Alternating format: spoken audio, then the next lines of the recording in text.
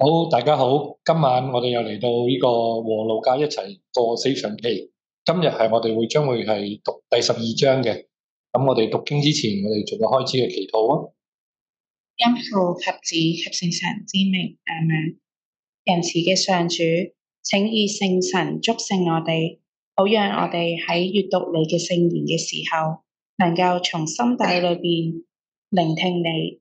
請你賜我哋上智，好能夠領悟你嘅信息，讓你嘅生活聖言成為我哋心嘅喜悅同埋步履嘅明燈。請將你嘅大能俾我哋，好將我哋嘅生命建基於喺你嘅聖言，並請你依照你嘅聖言成就於我哋，好讓我哋蒙受確守你聖言嘅喜悅同埋祝福。上主，請發言，你的僕人在此聆聽。阿們。因父及子及聖神之名。阿們。好的，我哋進入第12章啦。咁第12章咧，其實幾特別嘅。你見到咧，今次咧，我哋咧好似一個目錄咁啊。點樣目錄咧？因為第12章係一個耶穌嘅語錄。與其係語錄嘅話咧，其實講緊咧係耶穌俾我哋嘅訓導啦。係佢講咗好多唔同嘅訓導，咁係由第一節去到58節。咁其實今次我哋就咁樣列咗出嚟啦。咁啊，四個字，令大家容易去理解啦。咁其實由1至3節咧就係提防偽善啦，4至6節就係生命嘅寶貴，7至12節就係選擇耶穌。咁13至21節咧就提防貪婪嘅，22至到31節咧就全心信賴，32去到34咧就係真正嘅寶藏。然後緊接住就係35至到48節咧就係清醒嘅等待，跟住火與洗禮就係49同50節。跟住面對分裂啦，就係51至到53節，辨認時機啦，就係54至56節，跟住就把握一個和解，就係57至59節。所以你睇到咧，第12章都幾特別嘅，成個第12章其實基本上咧都冇講過喺邊度講呢啲訓導同埋語錄嘅。不過唔緊要，我哋右手邊照放翻個地圖俾你大家睇啦，溫故知新睇翻耶穌喺唔同嘅區域入邊佢做啲乜嘢。咁今次所以我哋可以睇個語錄嘅角度去欣賞第12章嘅。我哋開始讀經啦，可以提防偽善。那時有成千累萬的群眾集合攏來，竟至互相踐踏。耶穌開始先對自己的門徒說：你們要謹防法利賽人的酵母，即他們的虛偽。但是沒有遮掩的事，將來不被揭露的；也沒有隱藏的事，將來不被知道的。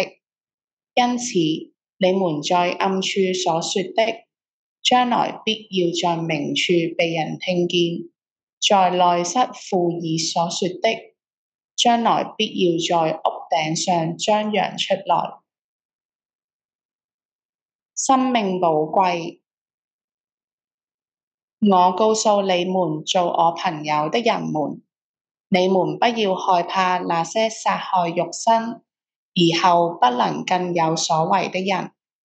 我要指給你們，誰是你們所應怕的，因為你們應當害怕那殺了以後有權柄把人投入地獄的那一位。的確，我告訴你們，應當害怕這一位。5隻麻雀不是賣2文銅錢嗎？然而在天主前，他們中沒有一隻被遺忘的。選擇耶穌，就是你們的頭髮也一一被數過了。你們不要害怕，你們比許多麻雀尊貴多了。我告訴你們，凡在人前承認我的，人子將來也要在天主的使者前承認他；在人前否認我的，將來在天主的使者前也要被否認。凡出言干犯人子的，尚可獲得赦免；但是褻瀆聖神的人，決不能獲得赦免。當人押送你們到會堂、到官長及有權柄的人面前時，你們不要思慮怎樣申辯，或說什麼話，因為在那個時刻，聖神必要教給你們應說的話。提防貪婪。人群中有一個人向耶穌說：師傅，請吩咐我的兄弟與我分家吧。耶穌對他說：人啊，誰立了我做你們的判官及分家人呢？遂對他們說：你們要謹慎，躲避一切貪婪，因為一個人縱然富裕，他的生命並不在於他的資產。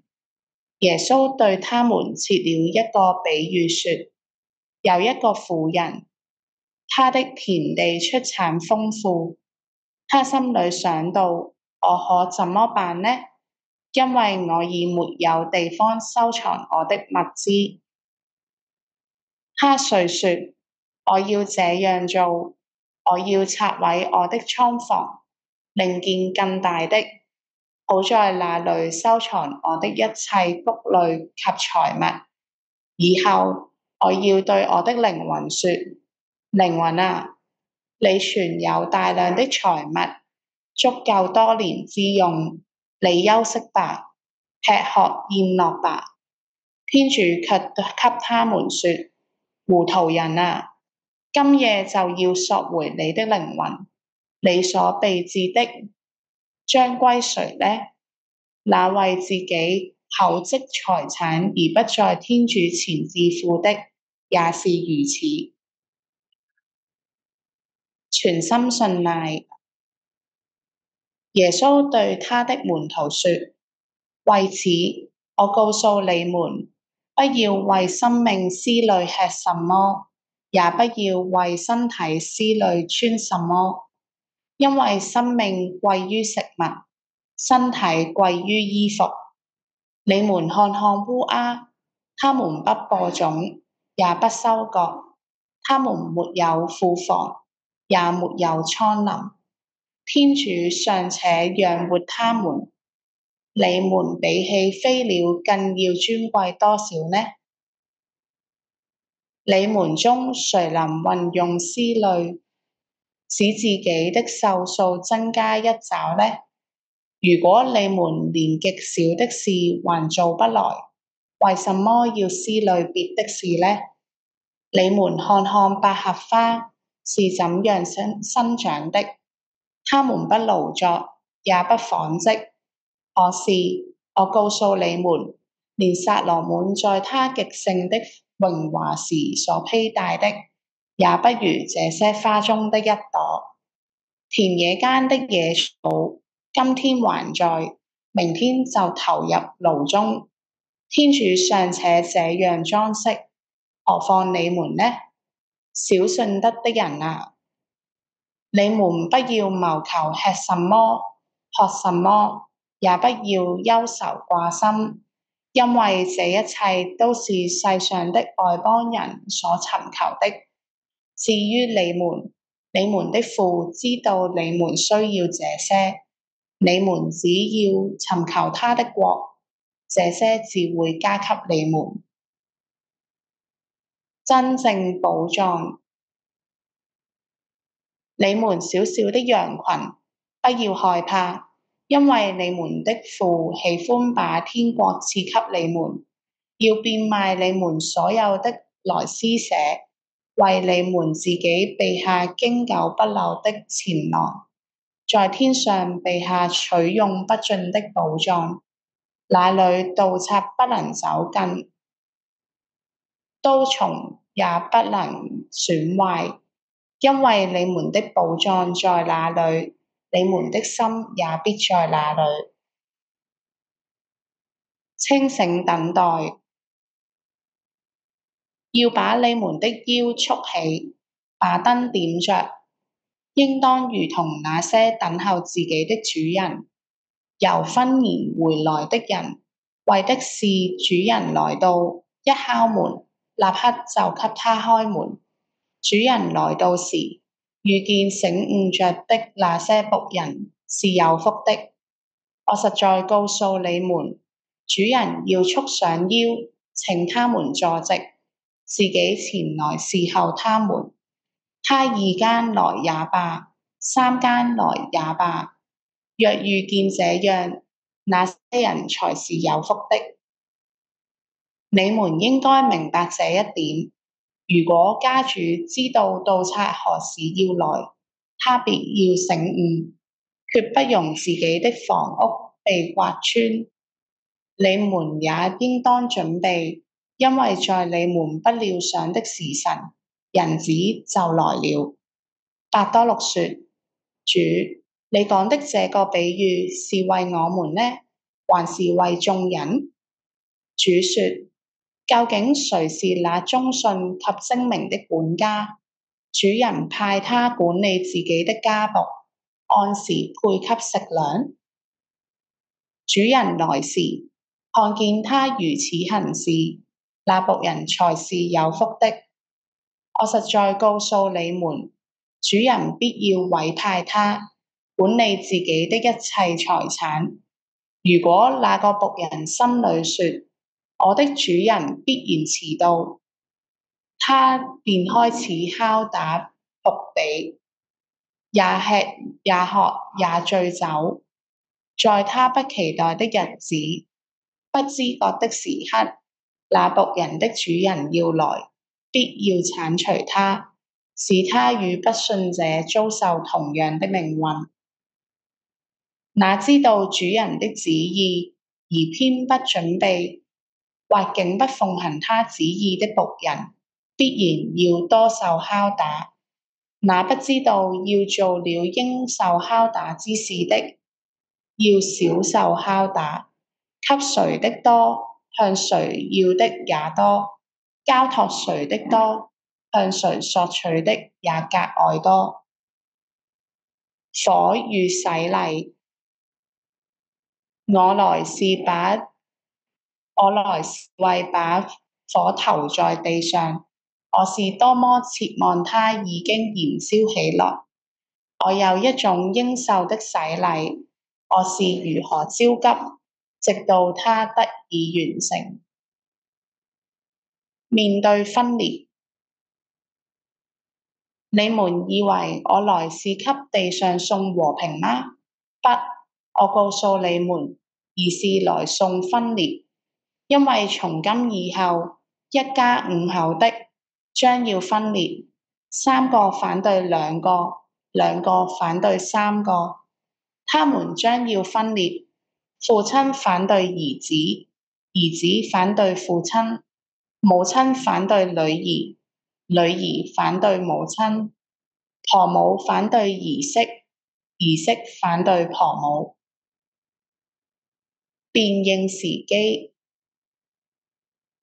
耶穌又向群眾說：幾時你們看見雲彩由西方升起，立刻就說要下大雨了。果然是這樣。幾時南風吹來，就說天要熱了。果然是這樣。